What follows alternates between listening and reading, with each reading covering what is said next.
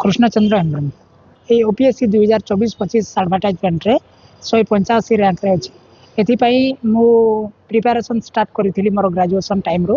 किंतु सेते बेले एते सीरियस प्रिपरेशन नथिला जेहेतु एटा मोर प्रथम प्रयास थिला तेणु मत अधिक परिश्रम करने को तो पड़ी आमती भी मु जॉब रे थिली जॉब सहित प्रिपरेशन करवा टिके कष्टसाध्य थिला तथापि प्रथम अटेम्प्ट रे मु बहुत खुशी अच्छी आर्थिक बेसी शारीरिक जो प्रतिबंधक थिला एटा एते मते एते मते एते एते मो पई बड़ प्रतिबंधक नथिला किंतु जो आर्थिक अभावटा थिला सेटा ही मो पई सबुठारु बड़ प्रतिबंधक थिला कारण +2 पर्यंत आमे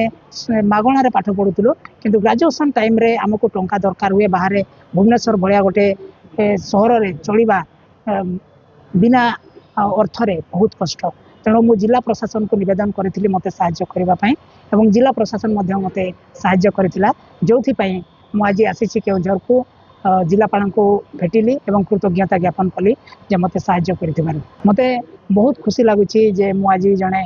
प्रशासक भाव में चयन होईची एवं यार श्रेय मोर परिवार वर्ग मोर बापा माँ आ मोर बंधु बांधव एवं जिला प्रशासन को मध्य ज्ञापन करबा पई आगो को लक्ष्य अच्छी यूपीएससी अटेम्प्ट देवाई एवं यूपीएससी थ्रू रे लोकंकर सेवा करने केवल मॉक इंटरव्यू पाई मु कोचिंग सेंटर को जाइए निजे ही जहाँ प्रिलिम्स हो कि मेंस हो निजे ही मु सब निजे ही मु निजे निजे प्रिपरेशन कर आगामी पीढ़ी वार्ता होची जे रिसोर्स रो अभाव नहीं केवल मनोबल आवश्यकता अच्छी धैर्यर सहित